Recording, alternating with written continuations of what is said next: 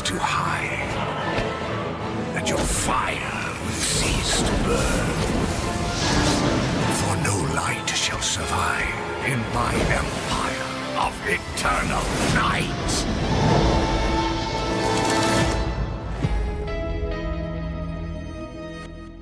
Marvel Rivals Season 1 just came out earlier this week, and I've been addicted to it. It's taken up practically all of my gaming time. I already reviewed the base game of Marvel Rivals. You should go check out that video if you haven't already. But in this video, I thought it would be fun to just ramble a little bit about this new season itself, the new additions, and my personal opinions and experiences with it. But before I jump into the discussion, I want to make it clear, I'm not someone who dives into the details of the meta and what characters have been buffed and what other characters have been nerfed. I don't care about stuff like that personally. I'm a simple dude. I just queue for quick play and I have fun being a superhero that's fighting other superheroes. There's a million other videos that break down the more intricate details if that's what you're looking for. But anyway, hit that subscribe button if you haven't already. I talk about video games all the time on this channel. I do day one reviews. I do other video game discussions just like this. I just love sharing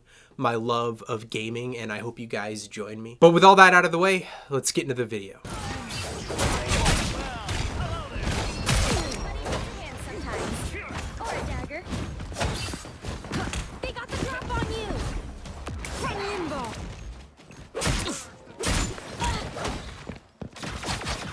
So first, let's talk about the new characters that came out. It's the Fantastic Four, but right now we only have access to two of them, the Invisible Woman and Mr. Fantastic.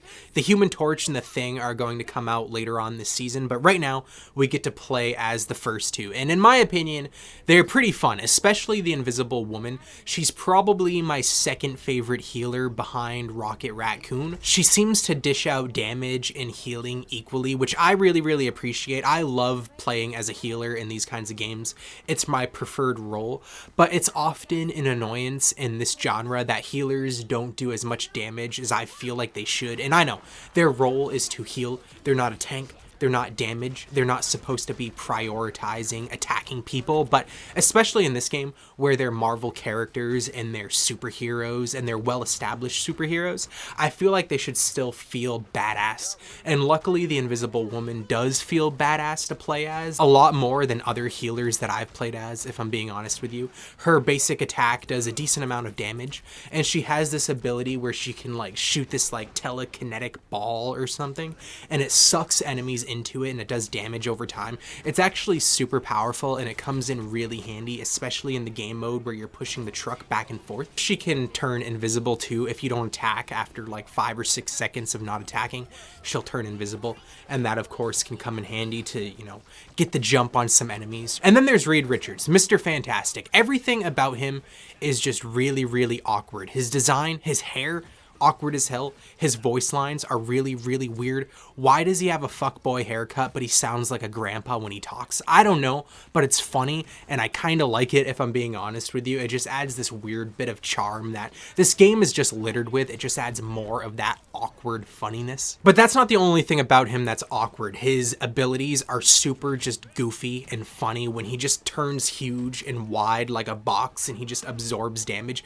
It's really weird looking and it's really funny looking. And then when he shoots his arms out and he attacks enemies from a distance, again, really funny. But I'm going to be honest with you, I didn't have that much fun playing as him. There's a lot of characters that are worse than him for sure, but he's not strong enough to really warrant playing as, in my opinion. I think he needs a buff. All of his abilities seem super weak and powerless, especially his ult. Like, you can jump up in the air and land on top of people, and it feels like you can do that 3 times in a row without actually doing any significant damage. But to be fair, that's a critique I have with this game in general. A lot of people's ultimate abilities are way too weak. However, I do really like the Invisible Woman's ultimate. She can create this circle and all of the teammates inside of it just turn invisible to the enemies. You can't really see them. That has come in handy so often in this game already, and I really like it. So just one dude's opinion, if I had to rank these characters on a scale of 1 to 10 in terms of how good I think they are in the context of this game, I would give the Invisible Woman, honestly, probably an 8, especially as a healer, maybe even a 9 if I'm being honest with you. And then Mr. Fantastic is probably just a 5. You can choose a lot worse characters, but there's so many damage that are much better than him, much stronger than him, that can do what he does a lot better. The vehicle reached a checkpoint. Keep up the momentum. One more for the soul sword.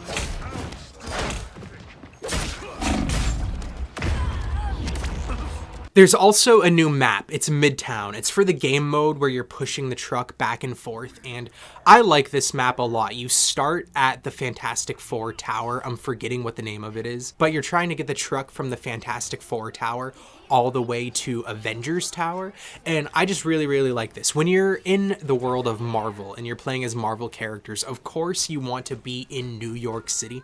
New York City is like the hub of everything Marvel, so it's really cool that we get a map centered in New York City. But with that being said, and this is a critique I have for almost every map in this game, actually I think every map in this game, but they feel way too sterile, if you know what I mean. And I'm not talking about their design. I like the design of most of the maps for the most part in terms of their layout and their strategic placements and all that sort of thing. But with that being said, again, they just feel like they need more life boosted into them. They're all muted in color palette. They're all like kind of steel looking and gray, like someone really just took the vibrancy of the colors and just muted it as much as they possibly could. And it's honestly just a really weird choice in my opinion, because the world of Marvel is so vibrant and bright and full of life and full of colors, and the characters in this game are super just vivid and colorful. Like if you go through the list of characters and you look at all the cool outfits and everything, they're really cool looking. And the designs vary a lot, and again, the colors are just there. They're bold and they're bright and they're powerful,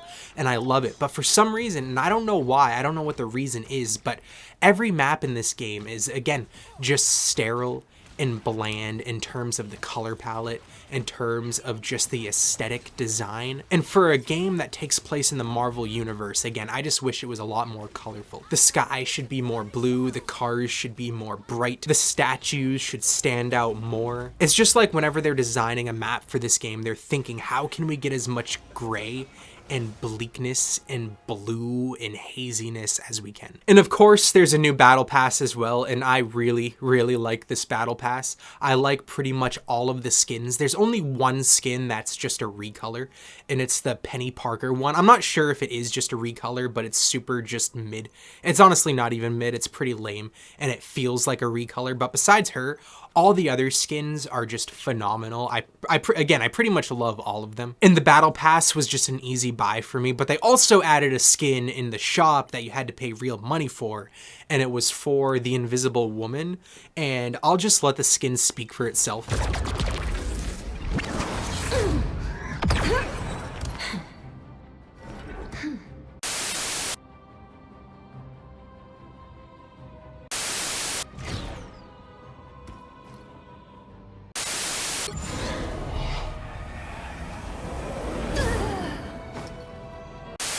So I'm going to be honest with you, I wasn't expecting this game to have those kinds of skins, and I especially wasn't expecting Sue Storm to be the first character to have that kind of skin, but I'm not complaining. But I do have $16 less in my wallet. And you know, just looking through this battle pass and looking at the skins in their store, I just love how much effort is being put into these characters, into this game by these developers. This is a free-to-play hero shooter done really, really well. And again, I said this in my original Marvel Rivals review, but I'm going to say it again here. I love Overwatch. It's my favorite first-person shooter. It's definitely my favorite hero shooter, though Marvel Rivals may beat it in a few months or a year after I play it more and I see what they do down the line. But with that being said, when it comes to just the bang for your buck, the amount of effort put into the skins in the Battle Pass for the same price tag as the Overwatch Battle Passes, Marvel Rivals really puts Overwatch to shame. And there are some really cool skins in Overwatch, don't get me wrong. Some of their Battle Passes have been really strong and really good, but I don't think there's been a single Overwatch 2 Battle Pass where every skin in it was as good as all the skins in this one Battle Pass.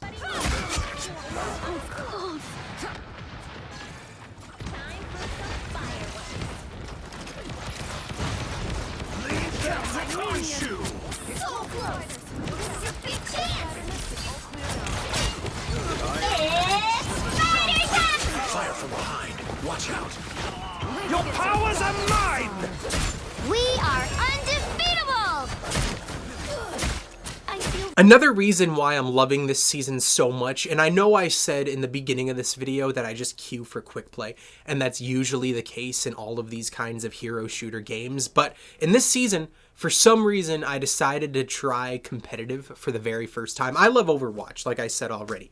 I have hundreds of hours in Overwatch, but I've never played a single game of competitive in that game or any other game. But again, just for some reason, the urge arised in my soul, and I clicked on competitive, and I've been addicted to competitive. It makes a game that I already like that much more fun, and it makes me that much more committed to it. I love seeing my rank get higher and higher and higher, and every time it goes lower and lower and I lose a match, I take it personally.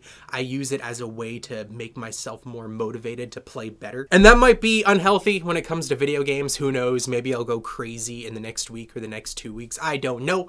But right now I know that I love it and I'm addicted to it. Another thing I also love about competitive is how more often than not, you'll actually have good teammates on your side. Like healers will actually heal, tanks will actually do their job at being a tank, and damage are usually pretty good. I really like that about competitive. And I'm not someone who rages. I almost never get angry at a video game. Video games are meant to be fun. I don't take them too seriously. But I'm gonna be honest with you guys, now that I'm playing competitive, when there's a teammate that's not pulling their weight, when they're not doing their job properly, it kind of gets under my skin. So I have a feeling sooner or later I'm gonna cut off competitive just for the sake of having fun in a game.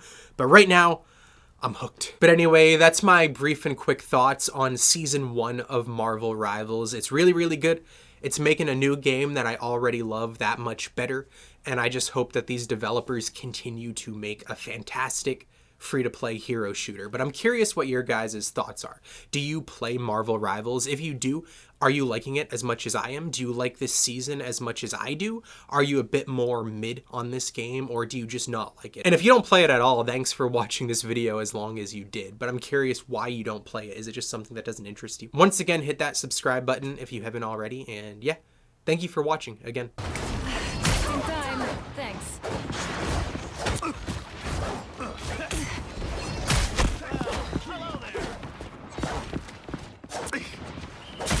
It's party time!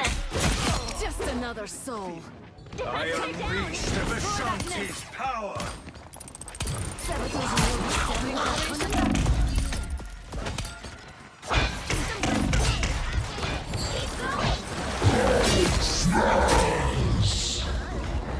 Straight to your